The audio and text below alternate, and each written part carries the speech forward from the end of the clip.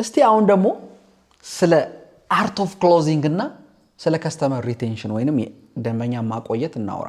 ሽያጭን መዝጋት ማለት ፊርማ ብቻ ማግኘት ማለት አይደለም። ደንበኛ ወደ አዲስ ህይወት እንዲሸጋገር መሪነትን መውሰድ ማለት ነው። የሊደርሺፕ ሚናን መጫወት ማለት ነው። እስቲ እዚህ ጋር አንድ ሳይኮሎጂ ኦፍ ታይሚንግ እኔ ወይንም የጊዜው ሳይኮሎጂ እንዴት እንደምትጠቀም። አሸናፊ ሻጭ ትክክለኛ ሰዓቱን ያውቃል። ሁሉ ጊዜ ክሎዚንግ ታይሙን ፐርፌክትሊ ያውቃል።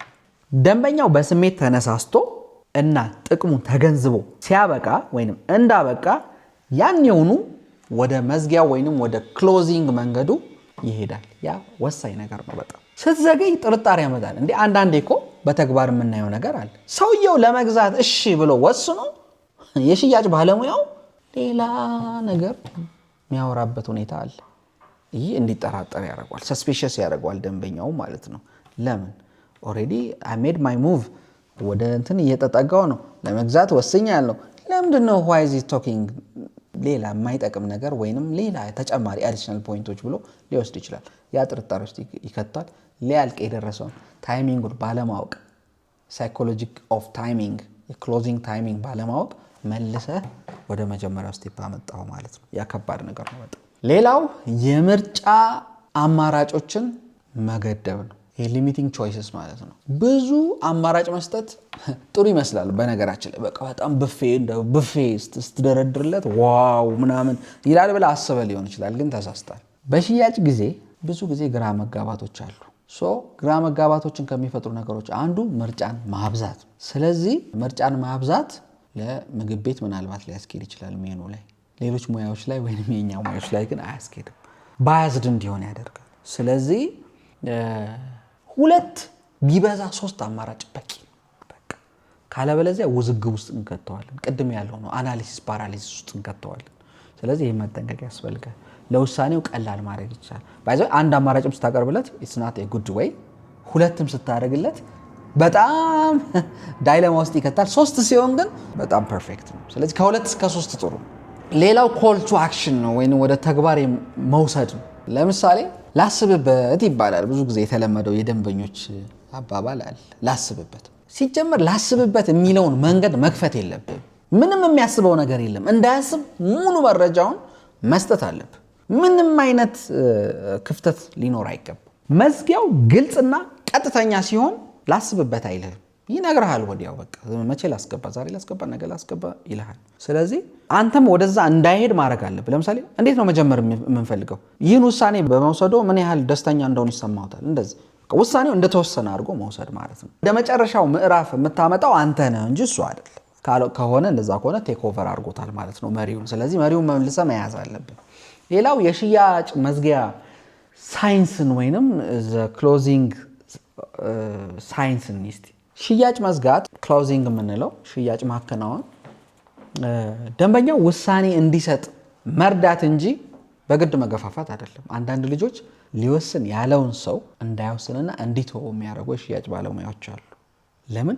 በግፊት በግድ በመገፋፋት ሰውየው አኖይድና እኔ ብዙ ጊዜ አጋጥሞኛል ፕራክቲካሊ እና በቃ እንዲያውም አልገዛም፣ እንዲያውም እንትን አትበልኝ፣ አትጨቅጭቀኝ፣ እንዲያውም እንትን አትበልኝ፣ ጊዜ እንትን ወሰድክብኝ፣ እንደዚህ ጨቀጨከኝ ብለው ሐሳብ የሚቀይሩ አሉ። የፈለጉ ሰዎች ነው ማለት ወደ ሌላ የሚሄዱበት ሁኔታ አለ። ስለዚህ መጠንቀቅ ያስፈልጋል።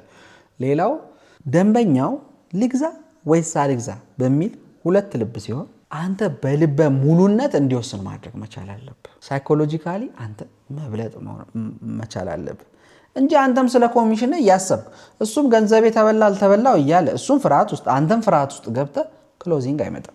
እዚህ ጋር ለምሳሌ አንዳንድ የክሎዚንግ ቴክኒኮች አሉ። ለምሳሌ አሰፕቲቭ ክሎዝ ይባላል። ይሄ አስቀድሞ የመገመት ማለት ነው እና ደንበኛው እንደሚገዛ እርግጠኛ ትሆንና ትገዛለህ ብለህ ሳይሆን የምትጠይቀው ክፍያውን በባንክ ይሻላል ወይስ በትራንስፈርት ነው የምታደርገው፣ የቱ ነው የሚመችህ ትለዋለህ ማለት ነው። እቃውን የት ላድርስልህ ትለዋለህ። የሚደርስ ከሆነ ደግሞ አሁን ይሄ ምንድነው አስቀድመህ ገመት አንቲሲፔት አደርግ ማለት ነው። ይህ ደንበኛውን የመግዛት ውሳኔውን አቅልሎ እንዲያየው አደረክ ማለት ነው። ሲምፕል አደረክለት። ሌላኛው ኦልተርኔቲቭ ክሎዝ የሚባል ነው። ወይም ኦልተርኔቲቭ ክሎዝ ላይ ትፈልጋለህ የሚል ጥያቄ ኦብቪየስሊ አልፈልግም የሚል መልስ ይሰጣል ማለት ነው። ስለዚህ እንደዚህ አይነት መልስ በር መክፈት የለብህም። እና ሰኞን ሞክር፣ ሰኞን ጀምር፣ ሮብን ሞክር። ባለ 50 ሺህ ይሻላል ባለ 100 ሺህ? አሁን ባለ 50 ሺህ ወይስ ባለ 100 ሺህ ብለህ ስታቀርብለት ምንድነው የሚሆነው ማለት ነው? ምርጫውን በሁለት አዎ መካከል ነው የምታደርገው። ገብቷል? የ50 ሺህ ይገዛል፣ የ100 ሺህ ይገዛል። እሱ አለመግዛት ኢሹ አይደለም። 50 ሺህ ነው ወይስ 100 ሺህ ስትለው በሁለት አዎ ወይንም በሁለት የስ መካከል ያለ ምርጫ ነው ማለት ነው። ይሄም አንዱ ሳይኮሎጂካል ስልት ነው ማለት ነው። ሌላው ኦብጀክሽን ሃንድሊንግ ወይንም ተቃውሞችን ሃንድል የማድረግ መንገድ ነው። ደንበኛው ኖ ሲልህ ሽያጩ አበቃ ማለት አይደለም። ኦብጀክሽንና ሪጀክሽን መለየት አለ። ኦብጀክሽን ማለት ሽያጩን አልፈልግም ሳይሆን ሽያጩ አበቃ ማለት ሳይሆን አልገባኝም እያለ ነው። ምትለኝ አልገባኝም፣ አእምሮ ውስጥ የቀረ ያልተመለሰልኝ ጥያቄ አለ እያለ ነው። ስለዚህ አንዱ ኦብጀክሽን ተብሎ የሚወሰደው ውድ ነው ይላል። ውድ ነው ሲል አዎ ዋጋው ከፍ ሊል ይችላል፣ ከፍ ብሏል። ምክንያቱ ግን ጥራቱና የሚሰጥ ጥቅም ቤኔፊቱ ከዋጋው በላይ ስለሆነ ይሄን በኋላ አንተ ከገዛ በኋላ የምታየው ነገር ነው። ርካሽ ነገር ገዝተህ በየቀኑ ከሚበላሽብህ አንድ ጊዜ ጥራት ያለው ነገር ገዝተህ ለምን አታርፍም ማለት ነው። ቺፕ ኢዝ ኤክስፔንሲቭ ማለት ነው። ሌላው ባለቤቴን ወይንም አጋሬን ላማክር።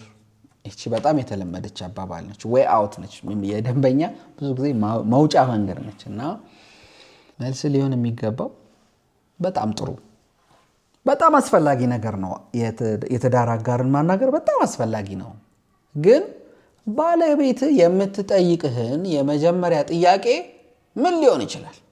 ይህ ነገር ይጠቅመናል የሚል ሊሆን ይችላል። ጥቅሙን ደግሞ በሚገባ አስረድቻለሁ። ስለዚህ አንተም ልትመልስላት ትችላለህ ማለት ነው። አንተም ልታስረዳህ ትችላለህ ማለት ነው ብለህ ነገሩን በጣም መሰብሰብ ያስፈልጋል ማለት ነው። አንዳንዴ ደግሞ በኋላ ደውልልሃለሁ ስብሰባ ላይ ነኝ የተለመዱ አመለካከቶች አሉና እሺ፣ ግን ብዙ ጊዜ ሰዎች በኋላ ደውላለሁ ብለው ስራ ይበዛባቸዋል፣ ቢዚ ይሆናሉ። አሁን ካለንበትና ካለበት ችግር አንጻር ግን ዛሬውኑ ብትወስን በጣም ላንተ የተሻለ ነው ብለህ ሁኔታውን ሰብሰብ ማድረግ ያስፈልጋል ማለት ነው። ሌላው የክትትል ጥበብ ነው ወይንም ይሄ the power of follow up።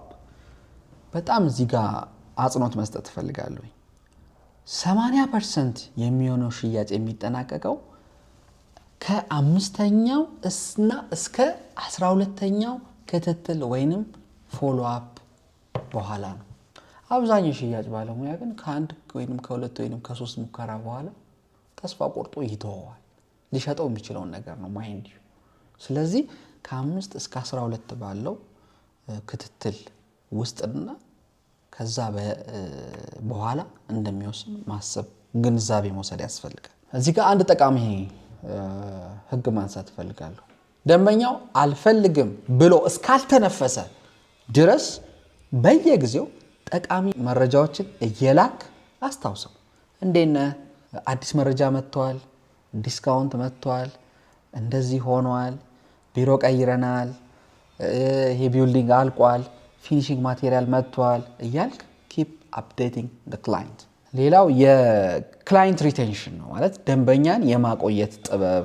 እንግዲህ እውነተኛ ስኬት የሚለካው በምታገኘው አዲስ ደንበኛ ብዛት አይደለም። መጀመሪያ ልታመጣው ትችል ይሆናል። ነገር ግን ነባር ደንበኞችን ለምን ያህል ጊዜ ማቆየት ቻልክ ነው። ነባር ደንበኞችን ምን ያህል ጊዜ ደጋግመው እንዲገዙ አደረክ ነው። ነባር ደንበኞች ላንተ ምን ያህል ሪፈራል አመጡ ነው። ያ ነው ትልቁ ጥያቄ መሆን ያለበት። እና አንድ ጊዜ የገዛን ደንበኛ እንደገና እንዲገዛ ማድረግ በራሱ በነገራችን ላይ አዲስ ደንበኛ ከመፈለግ 7 ጊዜ ርካሽ ነው። 7 ጊዜ ጉልበትን ሴፍ ታደርግበታል። ሌላው ከሽያጭ በኋላ ያለው ሁኔታ ምንድን ነው? ባይ ዘ ወይ ደንበኛ ከገዛ ብዙ ጊዜ የሚመከረው ደንበኛ ከገዛ በኋላ በ3 ቀን ውስጥ ደውለ እንዴት ነው ተመቸ፣ ደስተኛ ነህ ማለት መቻል በጣም ወሳኝ ነገር ነው። ከዛ በዚህ ጎን ለጎን ከጠየቀው በኋላ ሪፈራሎችን እንዲሰጡ እሱ የተጠቀመውን ጥቅም ሌሎቹም ቤኔፊት እንዲያደርጉ መጠየቅ ሪፈራል ግድ ነው። ቢያንስ 3 ሪፈራል እንዲሰጥህ ኢንሲስት ማድረግ ትችላለህ። ይሄ ሪፈራል ስርዓት በጣም የተሻለ የሽያጭ መንገድ ነው።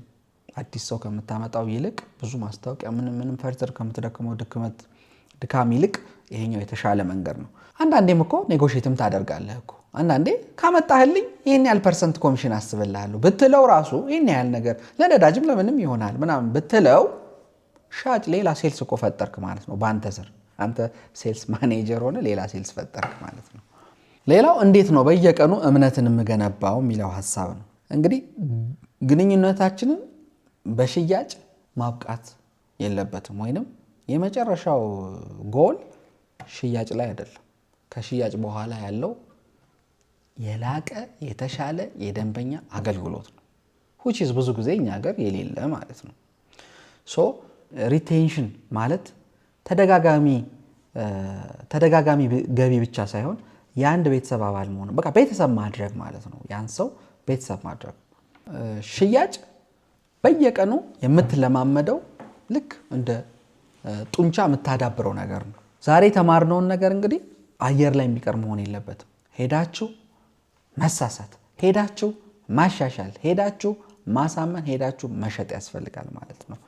ሌላው እዚህ ጋር ማንሳት የምፈልገው የፕራክቲካል ስትራቴጂ ይሄ ከአይሆንም ጋር የተገናኘ ፍርሃትን የምንሰብርበት መንገዶችን መረዳት ያስፈልጋል ብዬ አስባለሁ። ለምሳሌ ደንበኛ አይሆንም ሲል ይሄን ሐሳብ በጣም አጽንኦት መስጠት ስለፈለኩ ነው ያነሳሁት። አይሆንም ሲል የሚሰማን ስሜቶች አሉ። እነዛ ስሜቶች ምንድን ናቸው? አንዳንዱ ህመም የሚያመው ሰው አለ።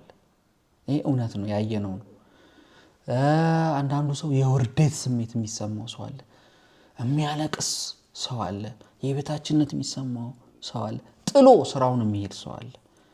እንግዲህ እዚህ ስሜት ላይ ከሆነን በቃ ሻጭ መሆን አልጀመርንም። ትክክለኛ ሽያጭ ባለሙያ መሆን አልጀመርንም። የአሸናፊነት ወይንም የአሸናፊ ሻጭ ባህሪ ያሳየን አይደለም ማለት ነው። እና ይሄ አይሆንም የሚል ሐሳብ ወይንም ሪጀክሽን ሲኖር ወደ ቀጣይ ኔክስት ኦፖርቹኒቲ እያሻገራችሁ እንደሆነ ማሰብ ያስፈልጋል። እና አሁን ባለንበት ጊዜ ይህንንም አጽንኦት እንዲሰጠው ነው ማነሳው። ሊድ ጀነሬሽን ላይ ብዙ ደክመ ሽያጭ ጠፋ፣ ደንበኛ እምቢ አለ ልትሉ ትችላላችሁ። እና ባይ ዘ ዌይ ችግሩ የናንተ ኢንዳይሬክትሊ ቢሆንም ዳይሬክትሊ የናንተ አይደለም፣ የምትሄዱበት መንገድ ነው ችግሩ። ስለዚህ ቅድም እንዳነሳሁት ግዛኝ የሚል ማስታወቂያዎችን ከማስቀመጥ እንዴት ልርዳ ወይንም ሃው የሚሉትን ኮንቴንት ያላቸውን ነገሮች ማቅረብ በጣም አስፈላጊ ነው እና ይህን መከተል ያስፈልጋል።